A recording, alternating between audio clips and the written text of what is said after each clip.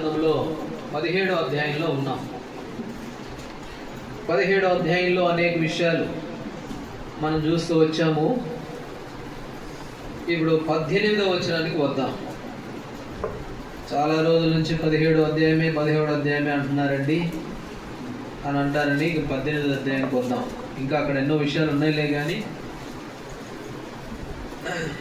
18వ అధ్యాయం, మొదటి రాజుల గ్రంథం 18వ అధ్యాయము 3వ వచనం అందరం కలిసి ప్రార్థనాపూర్వకంగా చదువుకుంటాం. 3వ వచనం, మొదటి రాజుల గ్రంథం 18:3.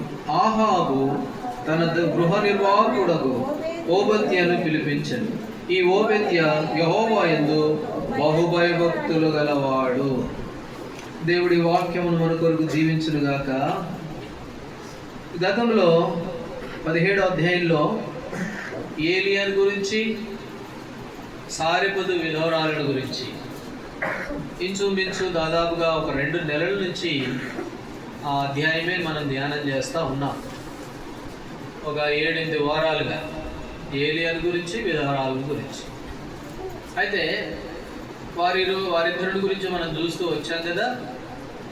ఇప్పుడు 18వ అధ్యాయానికి రాగానే ఇంకొక కొత్త వ్యక్తి ఒక ఆయన పరిచయం అయ్యాడు. ఎవరు ఆయన అంటే ఓబద్య. ఈ ఓబద్య అనేటువంటి వ్యక్తి, ఆ పేరు కలిగిన వారు బైబిల్లో 5 ఉన్నారు. అందులో ప్రవక్త ఒక ఆయన ఉన్నాడు. ఓబద్య గ్రంథం కూడా ఉంది, అందులో ప్రవక్త ఒక ఆయన. అయితే ఈయన ఎవరు అని అంటే ప్రవక్త కాదు కానీ ఆహాబు రాజు యొక్క గృహ నిర్వాహకుడు, ఇంట్లో పెద్దదాసుడు, ఇంట్లో పనివాడు. అయితే ఈయనలో ఉన్నటువంటి శ్రేష్టమైన లక్షణాలు కొన్ని ఉన్నాయి. అవి మనము మన వ్యక్తిగత జీవితాలకు మనము అన్వయించుకునే వారంగా ఉంటాం. దేవుడు ఆరంభం నుంచి చాలా మందిని ఉంచాడు మాదిరికరంగా. ఆరంభంలో హేబేలు దేవునికి ఇష్టడుగా ఉన్నాడు, హానోకు దేవునికి ఇష్టడుగా ఉన్నాడు, నోవాహు దేవునికి ఇష్టడుగా ఉన్నాడు, అబ్రహాం, మోషే, యాకోబు, ఇంకా ఎంతో మంది. అలా కాలం గడుస్తూ వచ్చిన కొలది లోకమంతా పాడైపోయింది, దుష్టమైపోయింది. ఆహాబు మరి తను భయంకరమైన దుర్మార్గుడైపోయాడు, ఆహాబు రాజు. ఆ కాలంలో ఆ దుర్మార్గుడైన ఆహాబు రాజు దగ్గర ఒక నమ్మకమైన వాడు ఉన్నాడు. ఎవరు ఈయన అంటే ఓబద్య అనే. ఒకవేళ పేరు మీకు నోరు తిరగకపోతే ఆ పేరు వచ్చినప్పుడల్లా మీ పేరు పెట్టుకోండి పక్కన, అప్పుడు మనకు సరిపోద్ది. ఎందుకంటే ఆయనకి మనకి ఎలా ఉన్నామో మనం ఒకసారి తూకం వేసుకోవాలి. అది మన ఆత్మీయ జీవితాలకు ఎంతో మంచిది. అయితే ఇక్కడ మనం చూస్తాము ఓబద్య అనేటువంటి ఒక మనుషుడు. అయితే ఈ ఓబద్య అనే పేరునకు అర్థం ఏమిటి అని అంటే యెహోవా దాసుడు అని అర్థం. ఏంటంటే ఓబద్య అనే పేరుకు అర్థము యెహోవా దాసుడు అని. ఈయన ఎవరు అంటే యెహోవా దాసుడు పేరుకు అర్థం అది. అయితే ఆహాబు రాజుగారి ఇంట్లో పనివాడిగా ఉన్నాడు, మంచి నమ్మకమైన పనివాడు. తర్వాత చూస్తాం. ఇక్కడ మనం గమనిస్తే ఓబద్య అనే మాటకు అర్థం ఏమిటి అని అంటే యెహోవా దాసుడు. లేవికాండ 25లో దేవుడు ఇశ్రాయేలు ప్రజల గురించి ఒక మాట అన్నాడు. ఇశ్రాయేలు ప్రజల గురించి ఒక చక్కటి మాట అన్నాడు. లేవికాండం 25వ అధ్యాయము 55వ వచనం, చివరి వచనం 25-50. ఏలయనగా ఇశ్రాయేలీలు నాకే దాసులు, నేను ఐగుప్తులో దేశంలోనే రప్పించిన నా దాసులే, నేను నీ దేవుడైన యెహోవాను. ఇశ్రాయేలీలు ఎవరంట? ఆయనకి నాకే దాసులు అని ప్రభు అంటున్నాడు. అప్పుడు మనం అనుకోవచ్చు ఇశ్రాయేలు కదండి, మేం కాదులే అనుకోవచ్చు. లేదు, మనం కూడా ఇశ్రాయేలీలనే.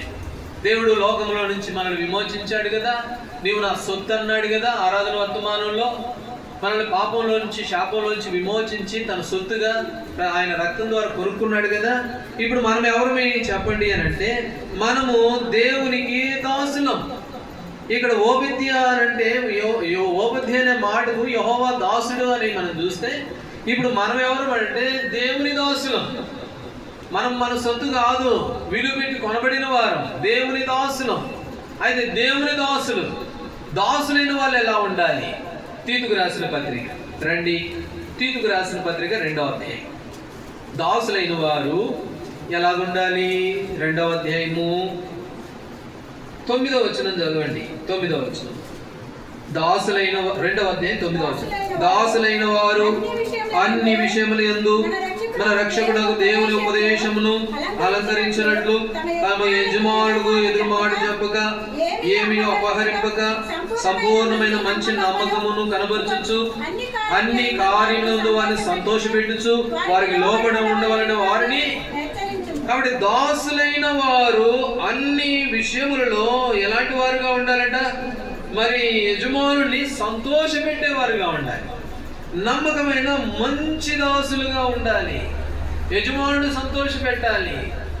ఎదురు మాట్లాడకూడదు, దొంగతనం చేయకూడదు యజమానుడి దగ్గర.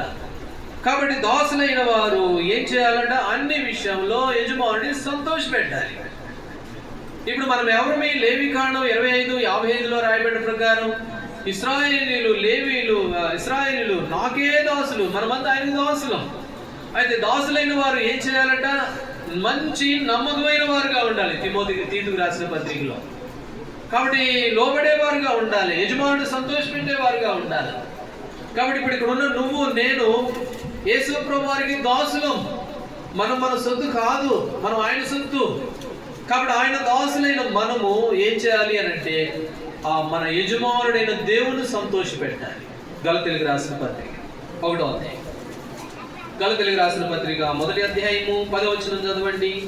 1వ అధ్యాయము 10వ వచనం, ఇప్పుడు నేను మనుషుల దయను సంపాదించుకొని చూచుచున్నానా? దేవుని దయను సంపాదించుకొని చూచుచున్నానా?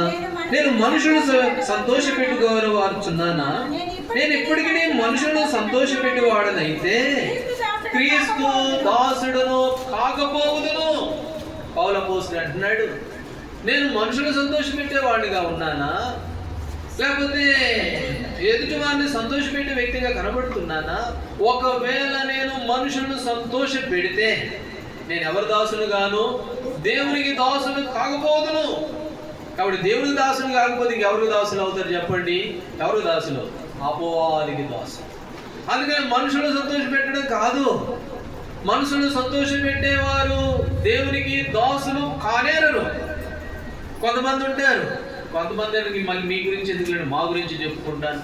కొంతమంది సేవకులు, ఈ కొంతమంది సేవకులు ఎట్లాంటి వారుగా ఉంటారు అని అంటే వాళ్ళందరూ ఎందుకు నా గురించి చెప్పుకుందాం అనుకుందాం, నన్నే అనుకుందాం. అది మనుషులు సంతోష పెట్టేవారుగా కనపడతాం. మొన్న ఒకసారి ఒక చోట ప్రార్థనకి వెళ్ళి వస్తూ ఉంటే ఒక ఆయనతో చెప్పాను నేను, ఏమండి పెద్దవాళ్ళు కదండి, మీకు చెప్పాలి కదండి, చెప్పకపోతే నష్టం మందే కదండి అంటే ఆయన కోపం వచ్చేసింది. ఆయన చెప్పినా ఎంత అయ్యాను అన్నారు. ఎందుకంటే అప్పుడు నాకు యెహెజ్కేలు గ్రంథంలో 18వ అధ్యాయంలో ఒక మాట గుర్తుకొచ్చింది. ఒక యెహెజ్కేలు గ్రంథంలో ఒక చదవండి మాట 18వ అధ్యాయమేనా?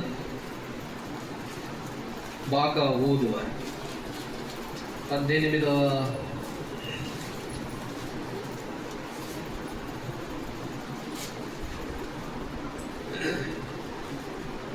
ఇక్కడ యెహెజ్కేలు గ్రంథంలో ఒకళ్ళు ఉంటారు. ఎవరంటే వీళ్ళు బాగా ఊది ప్రకటన చేసేవాళ్ళు. రండి 33వ అధ్యాయం, యెహెజ్కేలు గ్రంథం 33వ అధ్యాయం. కావలివారు చూడండి, 6వ వచనం చదువుతాం. అయితే కావలివాడు ఖడ్గమోచుట చూచియు బాగా ఓదనందున చేత జనులు అజాగ్రత్తగా ఉండుటయు ఖడ్గమోచి వారిలో ఒకరు ప్రాణం తీటియు తటస్థించిన వాడు తన దోషమును బట్టి పట్టబడినను నేను కావలవాణిందు అని ప్రాణమును విచారణ. ఈ మాట గుర్తుకొచ్చింది. అంటే ఇక్కడ ఏం జరిగిందంటే కావలివాడు ఉన్నాడంట, వాడు గోపురం మీద నిలబడి లోపల ఉన్న ప్రజల్ని అప్రమత్తం చేయాలి. బాబు ఖడ్గం వస్తూ ఉంది, బాణాలు వస్తూ ఉన్నాయి, యుద్ధం వస్తూ ఉంది, జాగ్రత్తగా ఉండండి లోపల ఉన్న వాళ్ళని ప్రకటన చేసి హెచ్చరించాలి. అయితే ఒక బాణం వచ్చి లోపల ఉన్నాడు గుర్చుకున్నదంటే వాడు చచ్చాడంట. అప్పుడు ప్రభు అంటున్నాడు, చచ్చిపోయినోడితే పొరపాటు, ఎందుకంటే వాడు అజాగ్రత్తగా ఉన్నాడు. ఆ ఖడ్గం వచ్చేది బాణం వచ్చేది అంతా చూసుకొని జాగ్రత్తగా ఉండి తప్పించుకోవాలి కదా. అయితే అజాగ్రత్తగా ఉండి ఒకవేళ వాడు చచ్చినా నేను వాడిని అడగను, ఎవరిని అడుగుతాను? నిన్ను అడుగుతాను. ఎందుకు అంటే నువ్వు బాగా ఊది ప్రకటన చేయాలి కదా, ఆ బాధ్యత నీది కదా, నువ్వు ఒక దాసుడు కదా, నువ్వు చెప్పాల్సిన బాధ్యత నీది కదా. కాబట్టి ఒకవేళ నువ్వు ప్రకటన చేయకపోతే, నువ్వు బాగా ఒదగకపోతే వారి ప్రాణానికి నువ్వు పొందిన వారి. ఆ మాట సందర్భం జ్ఞాపకం వచ్చి ఆయన అన్నారు. ఆయన అంటే ఆయన కోపం వచ్చేసింది. చెప్పాలి కదండి మనము, వాళ్ళకి తెలియదు, వాళ్ళు ఎలా ఉండాలో ఎలా చేయాలో తెలియదు, వాళ్ళకి తెలియదు కదా, చెప్పాలి కదా అంటే అది కోపం. అందుకనే పౌలు అపోస్తలుడు అన్నాడు, నేను మనుషులను సంతోషపెట్టేవాడనైతే నేను ఎవరి దాసును గాను, దేవునికి దాసును గాను. అందుకనే హెబ్రోన్ వాళ్ళని ఒకసారి పిలుస్తే రెండోసారి పిలవరు, ఎందుకంటే ఉన్నదిన్నట్టుగా చెప్పేస్తాం మనం. అందుకని సామాన్యంగా మనల్ని ఎక్కువగా ఇష్టపడరు దేవుని వాక్యాన్ని ప్రేమించే వాళ్ళు అయితే తప్ప. ఇక్కడ మనం చూస్తాము, పౌలు అపోస్తలుడు అన్నాడు, నేను మనుషులను సంతోషపెట్టేవాడినైతే క్రీస్తు దాసుడును కాదు. కాబట్టి మనం ఎవరు దాసులము అని అంటే దేవుని దాసులు. కాబట్టి మనం ఎవరు సంతోష పెట్టాలంటే ప్రభువును సంతోష పెట్టాలి. ఇంకో మాట కూడా చదవండి, యోబు గ్రంథం 19వ అధ్యాయం. యోబు గ్రంథం 19వ అధ్యాయం 19వ అధ్యాయము 9వ వచనం చదవండి. 19:9 ఆయన నా ఘనతను కొట్టివేసి ఉన్నాడు, తల మీద నుండి నా కిరీటమును తీసివేసి ఉన్నాడు. నలుదిశలు ఆయన నన్ను విరగబట్టగా నేను నాశనమైపోతుంది. యోబు గ్రంథం క్షమించండి 16వ వచనం, క్షమించండి 16వ వచనం. నేను నా పనివాణ్ణి పిలవగా వాడేమీ పలకకుండా ఉన్నాడు, నేను వాడిని బతిమాలవలసి వచ్చెను. యోబు అంటున్నాడు, నా దగ్గర ఒక దాసుడు ఉన్నాడు, నా దగ్గర పనోళ్ళు ఉన్నారు, దాసులు ఉన్నారు. అయితే నేను పిలిస్తే నా దాసుడు ఏం చేస్తున్నాడు, వాడు పలకట్లా. అందుకని నేను ఏం చేయాల్సి వచ్చింది, బతిమాలాల్సి వచ్చింది. మనం ఎవరివి, దేవుని దాసులం. అయితే యోబు అంటున్నాడు, నా దగ్గర కూడా కొంతమంది దాసులు ఉన్నారు కానీ నేను వాళ్ళకి బ్రతిమాడాల్సి వచ్చింది. విలాప వాక్యంలో 1వ అధ్యాయం 4వ వచనం, నియమ కూడికలకు ఎవరు రారు, ఆ 4వ వచనం చదవండి. విలాప వాక్యములు 1వ అధ్యాయము 4వ వచనం. సియోను మార్గములు, విలాప వాక్యములు 1వ అధ్యాయం 4వ వచనం. అది నేను చెప్పాను కదా, 4వ వచనం. సియోను మార్గములు ప్రలాపించుచున్నవి, పట్టణపు గుమ్మములన్నీ పాడైపోయిను, యాజకులు నిట్టూర్పులు విడుచుచున్నారు, దాని కన్నికలు. కాబట్టి సియోను మార్గాలు ఏం చేస్తారంటే ప్రలాపిస్తూ ఉన్నాయి, దాని యాజకులు ఏం చేస్తారు, నిట్టూర్పులు విడుస్తూ ఉన్నాయి. సియోను మార్గం అంటే దేవుని మందిరం, దేవుని మందిరానికి వచ్చే రోడ్డు, ఆ మార్గం, ఆ దారి, సిమెంట్ రోడ్డు కావచ్చు, ఇంకో రోడ్డు కావచ్చు, ఆ రోడ్డు అంతా కూడా, ఆ మార్గాలన్నీ కూడా ప్రలాపిస్తూ ఉన్నాయి. ఎందుకనంటే అరే ప్రతి ఆదివారం వస్తారు కదా, ఈ దారిలో నడుస్తారు కదా, వీళ్ళు రాలేదే, ఒక ఫలానా వ్యక్తులు రాలేదే, ఫలానా పాత ఊరోళ్ళు రాలేదే, ఫలానా ఊరోళ్ళు రాలేదే, ఈ మార్గములు ప్రలాపిస్తూ ఉన్నాయంట. అందుకనే యోబు గ్రంథం 19:16 చదువుకున్నాం, నా పనోళ్ళని నేను ఏం చేయాల్సి వచ్చిందట, బతిమాలాల్సి వచ్చింది. దేవుడు కూడా మన విషయంలో బ్రతిమాలుతూ ఉన్నాడు.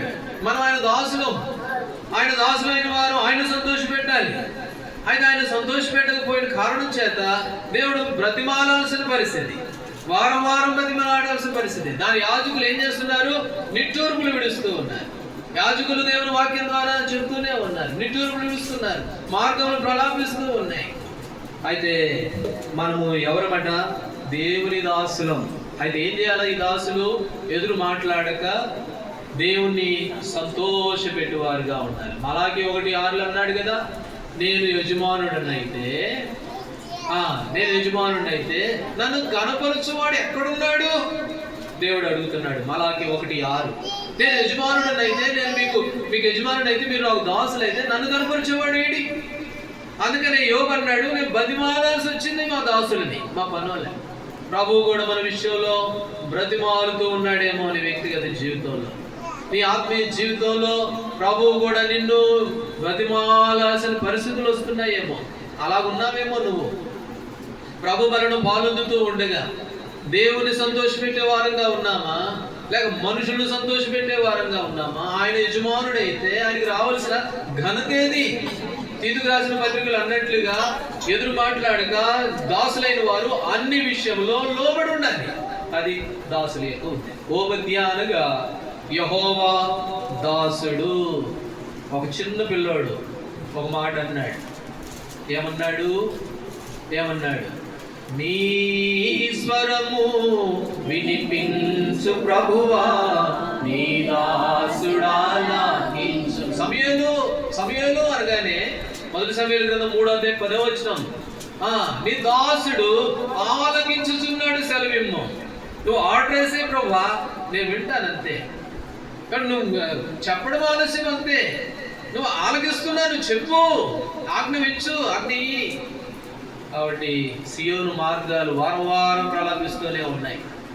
వారము సమయాన్ని గురించి ప్రకటన చేస్తూనే ఉంటాం. కాబట్టి మన ఆత్మీయ జీవితంలో దేవుని దాసులం మనం ఎలాంటి వారంగా ఉన్నాము? దేవునికి లోబడే వారంగా, మనుషులను సంతోషపెడుతున్నామా, దేవుని సంతోషపెడుతున్నాం? అది మనం పరీక్షించుకోవాల్సిన వారంగా ఈ మొదటి తలంపులో మనం చూస్తాం. సరే, ఇప్పుడు రెండో విషయానికి వెళ్తే రండి. రాజుల మొదటి గ్రంథం 18వ అధ్యాయం. రాజుల మొదటి గ్రంథం 18వ అధ్యాయము 3వ వచనం. ఆహాబు తన గృహ నిర్వాహకుడు ఓబద్యాను పిలిపించెను. ఈ ఓబద్య యెహోవా యందు బహుభయభక్తులు. కాబట్టి ఓబద్య అనగా యెహోవా దాసుడు అనేది మనం చూసాం. అయితే ఈ యెహోవా దాసుడైన ఈ ఓబద్య ఏం పని చేసేవాడు అని అంటే ఏం చేస్తున్నాడంట? గృహ నిర్వాహకుడు అంటే ఇంటిలో నమ్మకమైన వాడు. రాజుగారు ఉంటారు, ఆయనకేం పెద్దగా పట్టించుకోడు. ఇక ఆ ఇంట్లో పనంతా ఏనదే, ఎక్కడ ఏమున్నాయో చూసుకోవాల్సిన బాధ్యత ఏందే. మేము కూడా తర్ఫీదులో 3 సంవత్సరాలు ఉన్నాం ఒంగోలులో.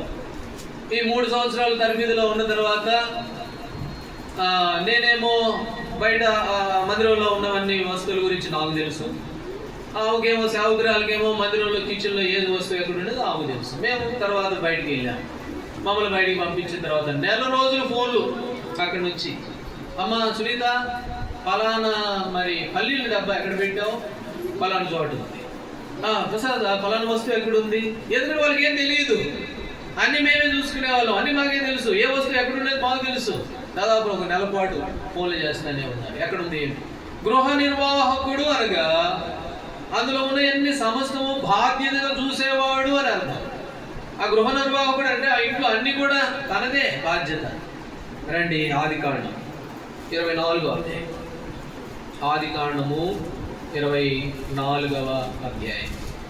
24వ అధ్యాయంలో మరి ఎలియాజరుని గురించి చూస్తే 2వ వచనంలో, అప్పుడు అబ్రహాము తనకు కలిగిన సమస్తమును ఏలుచుండిన తన ఇంటి పెద్ద దాసుడు. ఇతడు గృహ నిర్వాహకుడు. అయితే ఇప్పుడు 41వ వచనం చదవండి. 41వ వచనం, ఆదికాండం 24:41. నీవు నా వంశస్థుల యొద్దకు వెళ్ళితవా, ఈ ప్రమాణం విషయంలో ఇక నీకు బాధ్యత ఉండదు. వారు ఆమెను ఇయ్యని ఎడల ఈ విషయంలో నీకు బాధ్యత ఉండదని. ఎవరు ఈయన అని అంటే ఎలియాజర్. ఈ ఎలియాజర్ ఎవరు? 2వ వచనంలో, ఆ ఇంటి మీద సమస్తమును ఏలుచుండిన పెద్ద దాసుడు, గృహ నిర్వాహకుడు. ఈ గృహ నిర్వాహకుడు ఇప్పుడు అబ్రహాము అతన్ని పిలిచి అన్నాడు, నువ్వు నా కొడుక్కి ఒక అమ్మాయిని తీసుకొని రా, నా బంధువుల దగ్గరికి వెళ్ళాలి, నువ్వు చాలా దూర ప్రయాణం, అది తప్పదు, నువ్వు పోవాల్సిందే, పోయి నువ్వు అమ్మాయిని తీసుకొని రావాలి అని చెప్పేటప్పుడు 2 విషయాలు చెప్పాడు. ఏమన్నాడు 41లో, మరి నా వంశం యొద్దకు వెళితవా, ఈ ప్రమాణ విషయంలో నీకు బాధ్యత ఉండదు. ఒకవేళ ఆమెను ఇవ్వలేదనుకో, ఈ విషయంలో నీకు బాధ్యత ఉండదు. కాబట్టి ఎందుకు ఆ మాట చెప్పాడంటే, ఈ దాసులైన వాళ్ళు ఎట్లుంటారంటే వెళ్ళకపోయినా కూడా వెళ్ళామని చెప్తారు, ఏదో ఒకటి చెప్పేసి తప్పించుకుంటారు. పని వాళ్ళు అంతే కదండి. ఏదైనా పని చెప్తే వాడికి పోవడం ఇష్టం లేక చాలా దూరం, అంత దూరం నేను ఆడిపోయేది, ఏం చేసేది లేదు. కాకు పోకపోయినా సరే పోయానని చెప్పడం, వాళ్ళు ఇవ్వలేదు, ఏదో అబద్ధాలు చెప్పేసి తప్పించుకో.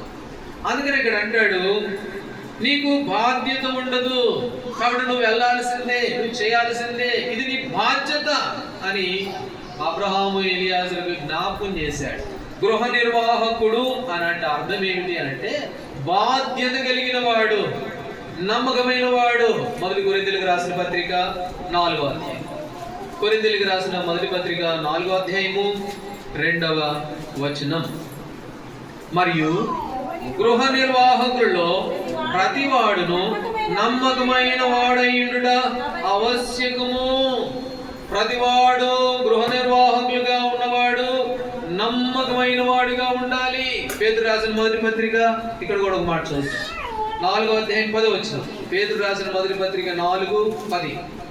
దేవుని నానా విధమైన కృప విషయంలో మంచి గృహ నిర్వాహకులయ్యుండి ఒక్కొక్కడు కృపావరం పొందిన కొలది ఒక్కొక్కడు ఉపచారం మంచి గృహ నిర్వాహకులయ్యుండి. కాబట్టి ప్రతి ఒక్కడు గృహ నిర్వాహకులుగా ఉండడం అవశ్యము. మంచి గృహ నిర్వాహకులుగా వలె ఉండాలి. అలాగే మంచి గృహ నిర్వాహకులుగా ఉండాలి, పరిచారం చేయాలి. ఇప్పుడు ఇంకొక మాట చూడండి, కొరింథీయులకు రాసిన మొదటి పత్రిక 9వ అధ్యాయము ఈ మాట చూద్దాం. 7వ వచనం. 9:7. క్షమించండి, 17. 7:17. 9:17. ఇది నేను ఇష్టపడి చేసిన ఎడల నాకు జీతము దొరుకును, ఇష్టపడకపోయినను గృహ నిర్వాహకత్వము నాకు అప్పగింపబడిను. కాబట్టి గృహ నిర్వాహకులుగా ఉన్నవాడు మంచి గృహ నిర్వాహకుల వలె ఉండాలి. కాబట్టి నమ్మకమైన గృహ నిర్వాహకుల వలె ఉండాలి. అది నేను ఇష్టపడితే నాకు జీతం వస్తుంది. ఒకవేళ నేను ఇష్టపడకపోయినా నాకు ఇది అప్పగించబడ్డది. కాబట్టి దేవుని మందిరంలో నాకెందుకులేండి ఏదో ఇస్తాను పోతాను, నేను చేయను అని అనుకుంటాను. ఇష్టపడి చేస్తే జీతం ఇస్తాడు. నువ్వు ఇష్టపడకపోయినా నీకు అప్పగించాడు ఈ గృహ నిర్వాహకుడు, ఈ బాధ్యత. కాబట్టి దేవుని ఇంటిలో మనకు బాధ్యత ఉంది. కాబట్టి ఎలియాజరుతో చెప్పాడు, నువ్వు పోకపోయినా సరే పోయానని చెప్పావంటే నీదే బాధ్యత. చూడు, మళ్ళీ ఆ అమ్మాయి నేను వస్తానన్నా కూడా తీసుకొని రాలేదనుకో, దాంట్లో కూడా నువ్వే నేరస్తుడు అవుతావు, చూసుకో. కాబట్టి మనకి ఇష్టపడకపోయినా ఈ బాధ్యత దేవుడు ఇచ్చాడు మనకి. ఎందుకంటే మనం ఆయన సొత్తు, మనల్ని కొనుక్కున్నాడు. మంచి గృహ నిర్వాహకుల వలె ఉండాలని దేవుడు మనల్ని ఏర్పాటు చేసుకొని మరి ఆ గృహ నిర్వాహకులకు హక్కును దేవుడు మనకి ఇచ్చాడు. ఇప్పుడు చెప్పండి, సంఖ్యాకాండం 12:7 వచనంలో మోషేని గురించి దేవుడు ఏమన్నాడు? మోషే నా ఇల్లంతటిలో నమ్మకమైన వాడు. మోషే గృహ నిర్వాహకత్వంలో ఎట్లాంటి వాడు? నమ్మకమైన వాడు. నా ఇంట్లో నమ్మకంగా ఉన్నాడు. ఎలియాజరు నమ్మకమైన దాసుడు, ఓబేద్య నమ్మకమైన గృహ నిర్వాహకుడు. అలాగనే మోషే నా ఇంటిలో, దేవుడు చెప్తున్నాడు ఈ మాట. కాబట్టి నమ్మకమైనటువంటి దాసుడు. ఈనాడు దేవుని బిడ్డలంగా నీకు ఇష్టమున్నా ఇష్టం లేకపోయినా యేసు ప్రభువు స్వరక్తం ఇచ్చి కొనుక్కున్నాడు కనుక దేవుని మందిరంలో మనకు ఒక బాధ్యతనిచ్చాడు, మనకు ఒక భారం ఇవ్వబడింది. అది బహుశా సాపులేయడం కావచ్చు, లేకపోతే ప్రార్థన చేయడం కావచ్చు, నీ తలాంతుని మందిరంలో ఉపయోగించడం కావచ్చు, నీ సామర్థ్యం ప్రభు కొరకై ఖర్చు చేయడం కావచ్చు, నీ సమయాన్ని ఇవ్వడం కావచ్చు. కాబట్టి ఒక మంచి గృహ నిర్వాహకుల వలె ఉండాలి మనం. అందుకనే నా ఇల్లంతటిలో మోషే ఎట్లాంటి వాడిగా ఉన్నాడు? నమ్మకమైన వాడు. ఒక మూల కాదు, ఇల్లు అంతటిలో, ఆదివారం ఒక్కరోజే కాదు, వారం అంతటిలో కూడా నమ్మకమైన వాడు మోషే. నాడు దేవుని బిడ్డలంగా మన జీవితాల్లో మనం ఎట్లాంటి వారంగా ఉన్నాం, అది మనం పరీక్ష చేసుకోవాలి. ప్రభు బలలో పాల్గొందుతూ ఉండగా ఈ బల్ల ఏదో తీయగా ఉంది, మరి ద్రాక్ష రసం కూడా సేవకురాలు బలి చేస్తుంది అని చెప్పి చేయవేయడం కాదు. మన యొక్క వ్యక్తిగత జీవితాలు పరీక్ష చేసుకోవాలి. నీవు ఎవరి దాసుడుగా ఉన్నావు? దేవుని దాసుడుగా ఉంటే దేవుడు సంతోషపెట్టే వ్యక్తిగా ఉన్నావా? మనుషులు సంతోషపెట్టే వ్యక్తిగా ఉన్నావా? మనుషులు సంతోషపెడితే దేవుని దాసుడికి ఎంత మాత్రం కూడా కావు. ఏదో ఆదివారం నాడు వచ్చి ఆదివారం నాడు పోయి మిగతా అంతా మన ఇష్టానుసారంగా జీవిస్తే దేవుని దాసుడు కావు. నువ్వు యేసు ప్రభువు రక్తం ఇచ్చి కొనుక్కున్న వ్యక్తి కానే కావు. అయితే దాసులైన వారు అన్ని విషయంలో నమ్మకంగా ఉండాలి. రెండవది, ఈ ఓబేద్య యెహోవా దాసుడు అనేది మొదటిది చూస్తే వచ్చాము. రెండవది గృహ నిర్వాహకుడు, ఉంటుంటోడు కాదు, సామాన్యుడు కాదు, నమ్మకమైన గృహ నిర్వాహకుడు, నమ్మకమైన వాడు. కాబట్టి మన నమ్మకత్వం ఎట్లా ఉంది? దేవుని ఇంటిలో మన పరిచర్య, మన తలాంతు, మనకు ఇవ్వబడిన సామర్థ్యము ఎలాంటి నమ్మకత్వాన్ని కలిగి ఉన్నాం? అది మనం వ్యక్తిగతంగా పరీక్షించుకోవాల్సిన వారంగా మనం ఉన్నాము అని. అందుకని దేవుడు అన్నాడు, నా యందు నివసించినట్లు దేశములో నమ్మకస్తులైన వారిని నేను కనిపెడుతున్నాను. కీర్తనల గ్రంథం 101:6 నా దగ్గర నివసించేందుకు కొరకు నమ్మకస్తులైన వారు కావాలి. నాకు వారి కొరకు దేవుడు కనిపెడుతూ ఉన్నాడు. రండి లూకాసు వార్త 16వ అధ్యాయం. లూకాసు వార్త 16వ అధ్యాయము ఒక మాట, 16వ అధ్యాయం 2వ వచనం. లూకాసు వార్త 16:2 చదవండి. అతడు వారిని పిలిపించి, నిన్ను గూర్చి నేను వినుచున్న ఈ మాట ఏమిటి? నీ గృహ నిర్వాహకపు లెక్క అప్పగించుము, ఇక మీదట గృహ నిర్వాహకుడు ఎన్నడం వల్ల కాదని అతనితో. ఇప్పుడు ఒక యజమానుడు ఒక మరి బాధ్యత కలిగిన వ్యక్తిని పిలిచి ఇప్పుడు అంటున్నాడు, నీ గృహ నిర్వాహకత్వపు లెక్క అప్పగించుము. ఎందుకనంటే నీ గురించి నాకు తెలిసిపోయింది, ఇన్ని రోజులు ఏదో ఉన్నాను, ఎన్నో ఓర్చుకున్నానులే, కానీ అయితే ఇప్పుడు లెక్క అప్పగించాల్సిన సమయం వస్తుంది. నీ లెక్క ఏంటి చెప్పు ప్రభువుడు ఆ యజమానుడు అడిగినట్లు. దేవుడు మనల్ని కూడా దినాన్ని అడుగుతాడు.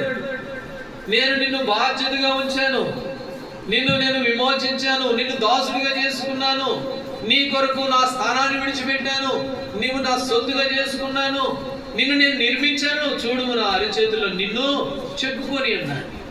కాబట్టి ఇంత చేసిన నేను, అయితే నీవు నా ఇంటిలో ఎలాంటి వ్యక్తిగా ఉన్నావు, నీ భక్తి జీవితంలో నువ్వు ఎలాంటి వ్యక్తిగా ఉన్నావు, లెక్క అప్పగించవలసిన సమయం ఉంటుంది.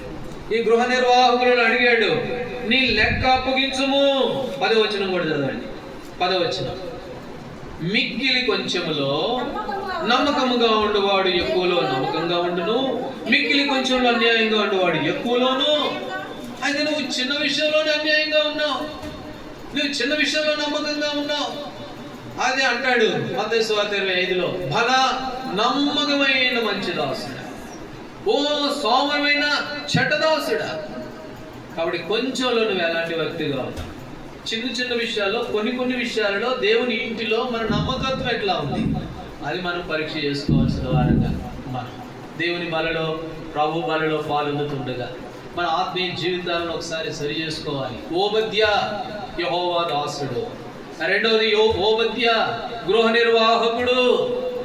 అయితే ఒక దినం వస్తుంది, ఆ దినాన మన లెక్క అప్పగించాలని ప్రభు అడుగుతాడు. నీ లెక్క ఏంటి చెప్పు, నేను నమ్మాను, నిన్ను ఉంచాను, గృహ నిర్వాహకుడిగా ఉంచాను, బాధ్యత ఇచ్చాను శాలయంలో. అయితే నీ బాధ్యత విషయంలో నీవు మనుషులు సంతోషపెట్టే వ్యక్తిగా ఉన్నావా, నన్ను సంతోషపెట్టే వ్యక్తిగా ఉన్నావు? యెషయా గ్రంథం 26లో ఉంది కదా, ఒకటి ప్రవర్తన చూచి ఆయన ఆనందించను. కాబట్టి మనం ఎలాంటి వారంగా ప్రభు ఒక దినాలు లెక్క అడుగుతాం. ఆ విషయాల్లో మనం పరీక్ష చేసుకోవాల్సిన వారంగా. సరే, 3వ విషయానికి రాజుల గ్రంథము 18వ అధ్యాయం. 18వ అధ్యాయము ఈ యొక్క ఓబద్యాని గురించి మరొక తలంపు.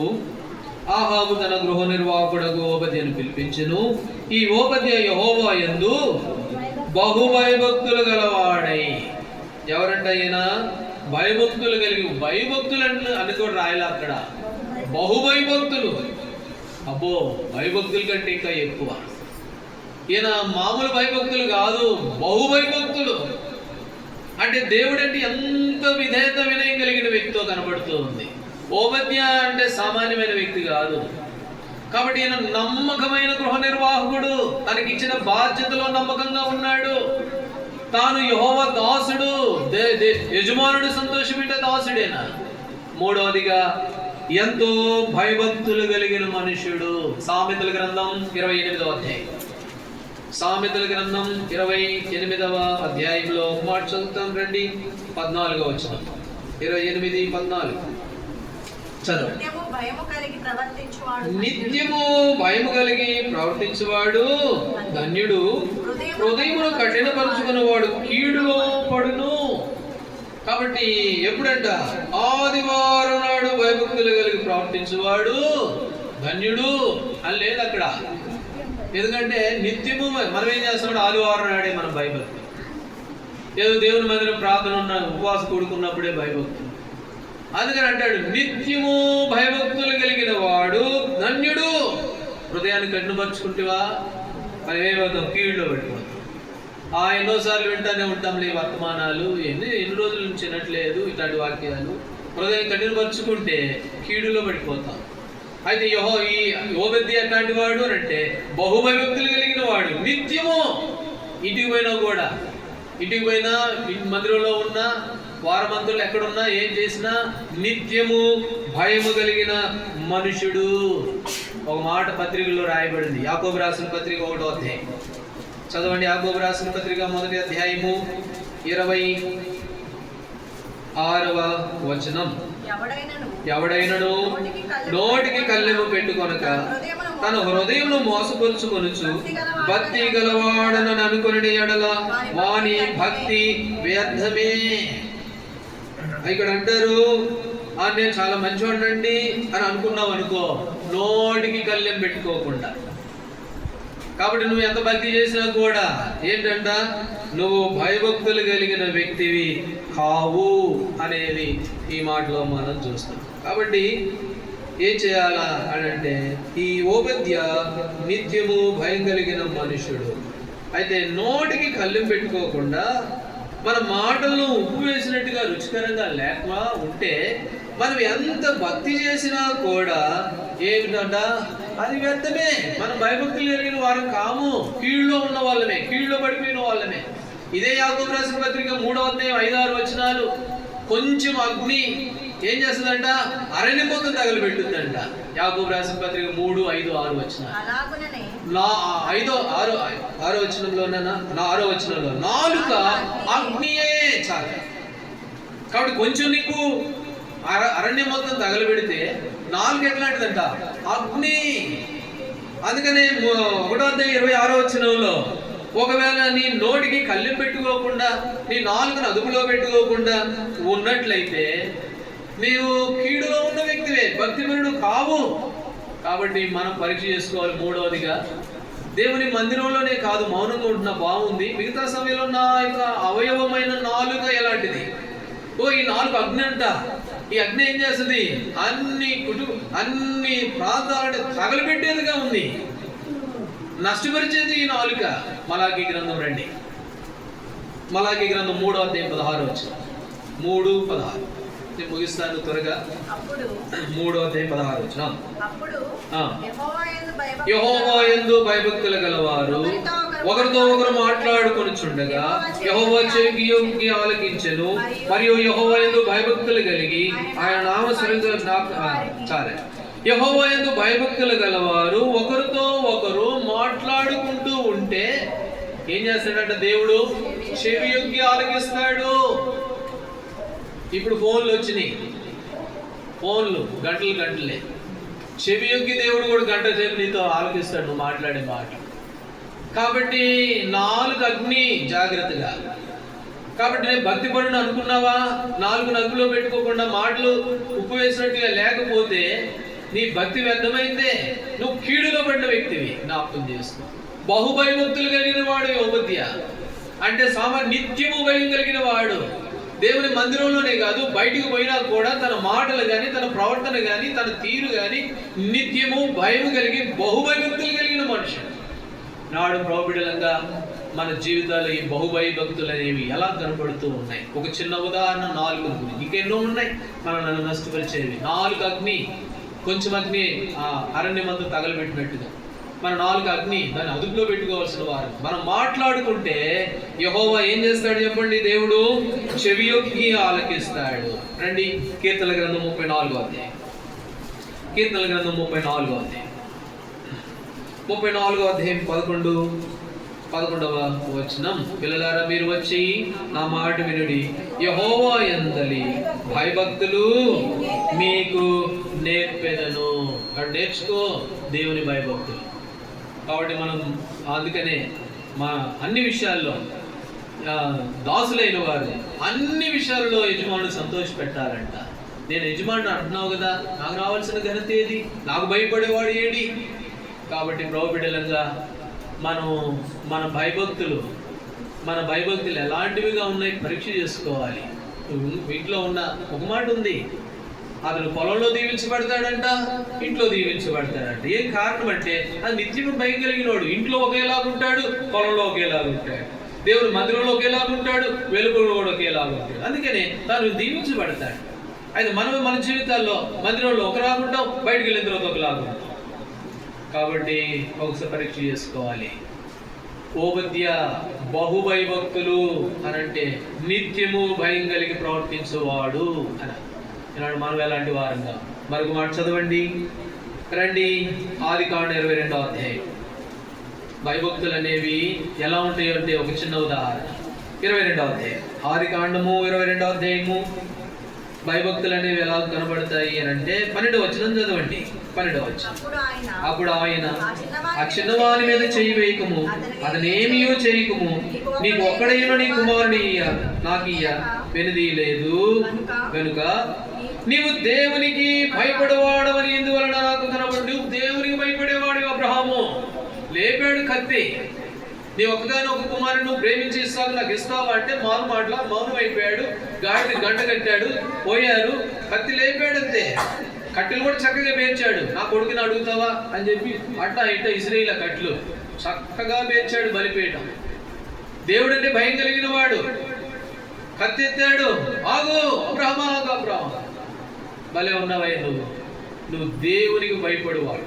నాకు అర్థమైంది నీకు ఎంత భయమో దేవుడు అంటే. కాబట్టి ప్రభు బిడ్డలంగా భయపడడం అని అంటే ప్రభు కార్యాల విషయాల్లో, దేవుని పని విషయంలో, దేవుని వెంబడించే విషయంలో, దేవునికి సమర్పించుకునే విషయంలో ఇవి కనబడాలి మన జీవితాల్లో. అది దేవునికి భయపడినట్టు. దేవునికి భయపడడం అంటే ఈ కుమారుని ఇవ్వడానికి కూడా వెనుదీయలేదు. అందుకని అన్నాడు, నీవు దేవునికి భయపడువాడు. నిత్యము భయం కలిగి ఉండాలా. అందుకనే లేకపోతే మనం కీడులో పడిన వాళ్ళం అవుతాం.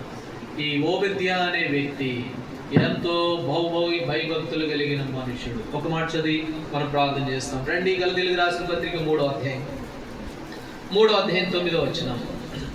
గలతీ 3:9. కాబట్టి విశ్వాస సంబంధులే విశ్వాసము గల అబ్రహాముతో కూడా ఆశీర్వదింపబడుదురు. అబ్రహాము దేవుడు దీవించాడు. అబ్రహామా నువ్వు దేవునికి భయపడేవాడు అని నాకు తెలుసు అని చెప్పి బయటికి తీసుకొచ్చి లెక్కబెట్టు. ఏం లెక్క పెట్టబట్టు ప్రభా? ఇసుకలు లెక్క పెడతావా? ఆకాశ నక్షత్రం లెక్క పెడతావా? నీ వల్ల కాదు. అట్లుంటుంది నీ ఆశీర్వాదం, నీ కుటుంబం, నీ దీవెన. అందుకని గలతీయులకు రాసిన పత్రికలు అన్నాడు, విశ్వాస సంబంధులే అబ్రహాముతో కూడా ఏం చేయబడతారంట? ఆశీర్వదించబడతారు. కాబట్టి అబ్రహాము ఎట్లా దీవించబడ్డాడో మనం కూడా ఆ రీతిగా దీవించబడే వారంగా, ఆశీర్వదించబడే వారంగా ఉంటాం. ఎప్పుడు దేవునికి భయపడిన అబ్రహాము వలె మనం ప్రవర్తించినప్పుడు. ఓబద్య యెహోవా దాసుడైన వాడు యజమానుడికి లోబడాలి. ప్రభు అడుగుతున్నాడు, నేను యజమానుడైతే నాకు భయపడేవాడు ఏడండి? దాసులని బతిమానాల్సి వచ్చిందంట. బతిమాలినా కూడా రావట్లా. రారా నాయనా నీకు దండం పెడతా అని అంటున్నాడు యోబు. రారా స్వామి అంటే ఎక్కడ వస్తున్నాడు? సియోను మార్గాలు ప్రలాపిస్తూ ఉన్నాయి. ఆదివారం అండి, 10 గంటలండి, వారం ప్రలాపిస్తూ ఉన్నాయి. ఆడొస్తుంది బతిమాలాల్సి వచ్చిన. యజమానుడికి దాసుడైన వాడు ఏం చేయాలా? లోపడాలి. అప్పుడు మన వ్యక్తిగత జీవితంలో మనం దాసులము. దేవుడు అన్నాడు, ఇశ్రాయేలీలు నాకే దాసులు, వాళ్ళు నా సొత్తు అని అన్నాడు. మనం ఆయన దాసులం కదా. ఆయన లోబడి విషయంలో ఎలాంటి వారు కాదు. రెండోది, ఓబద్య మంచి గృహ నిర్వాహకుడు. నేను ఇష్టపడి చేస్తే నాకు జీతం వస్తుంది. నేను ఇష్టపడకపోయినను దేవుడు నాకు ఈ గృహ నిర్వాహకు హక్కు ఇచ్చాడు. నీకు ఇష్టం ఉన్నా ఇష్టం లేకపోయినా, నువ్వు చేసినా చేయకపోయినా నీకు ఒక బాధ్యత ఉంది దేవుని మందిరంలో. నువ్వు ఒక గృహ నిర్వాహకుడువు, గృహ నిర్వాహకురాలువు. అయితే ప్రభు అడుగుతాడు దినాన, లూకాసు వార్త 16వ అధ్యాయం, నీ లెక్క అప్పగించు అని. అప్పుడు ఏం చెప్తాం? మన లెక్క బాధ్యత కలిగిన నమ్మకమైన గృహ నిర్వాహకుడు వలె ఉన్నావా లేవని పరీక్ష చేసుకోవాలి ప్రభు దగ్గర సమయం ఇచ్చినప్పుడు. మూడవదిగా, ఈ ఓబద్య ఎట్లాంటి వాడు? బహుభయభక్తులు కలిగిన వాడు, నిత్యము భయభక్తులు కలిగిన వాడు. కాబట్టి మనము మాట్లాడుకుంటే యెహోవా ఆలకిస్తాడన్న సంగతిని మనసులో పెట్టుకో. ఒక గంట, ఒక 10 నిమిషాలు, 2-3 మాటలు, లేదా ఇంకెక్కువ సమయం నువ్వు మాట్లాడుతున్నావు అని అంటే ఖచ్చితంగా ప్రభు దేవుడు వింటాడన్న సంగతిని జ్ఞాపకం చేసుకో. మన భయభక్తులు అనేవి బయటపడతాయి. నిత్యము భయపడాలి, వెలుపట లోపట. కాబట్టి పరీక్ష చేసుకుందాం మన ఆత్మీయ జీవితాన్ని. ఎక్కడైనా తప్పిపోయి ఉంటే సహజమే, మానవ నైజం తప్పిపోవడం. అయితే ప్రభువు క్షమించుటకు సిద్ధ మనసు గలవాడు. నేను తోసివేసేవాడు కాదు. నేను క్షమించను పో అని అండు. ఎప్పుడైతే మనం ఒప్పుకుంటాం, ప్రభా అవును నిజమే, ఇది నా అవిధేయత, నేను నిజంగా మీ దాసునిగా ఉండలేకపోయాను, మంచి గృహంలో నాకు ఇవ్వబడిన బాధ్యతలో నమ్మకంగా లేను, సమర్పించి భయపడే విషయంలో, మీకు లోబడే విషయంలో నా వ్యక్తిగత జీవితం అలా లేదు అని ప్రభు దగ్గర క్షమాపణ పొందితే ఆయన క్షమించుటకు సిద్ధ మనసు కలిగిన దేవుడు. కనుక కొన్ని నిమిషాలు ప్రభు బలను సమీపిస్తుండగా మనము మరి మన యొక్క అవిధేయతలన్నీ ప్రభు దగ్గర ఒప్పుకునే వారంగా మనం ఉంటాం. ఓబద్య ఆరంభించాం, ఇంకా అయిపోలేదు. ఇంకా ఎన్నో విషయాలు ఉన్నాయి, ఇంకా తర్వాత సంగతులు ఉన్నాయి, కానీ సమయం సరిపోదని ఇంకా నేను అందరితో ఆపేశాను. ప్రవచితమైతే ప్రభు ఆయుష్యం పొడిగిస్తే మరొకసారి ఈ ఓబద్యాన్ని గురించి మరి ఎక్కువగా మనం ధ్యానం చేసే వారంగా ఉంటాం.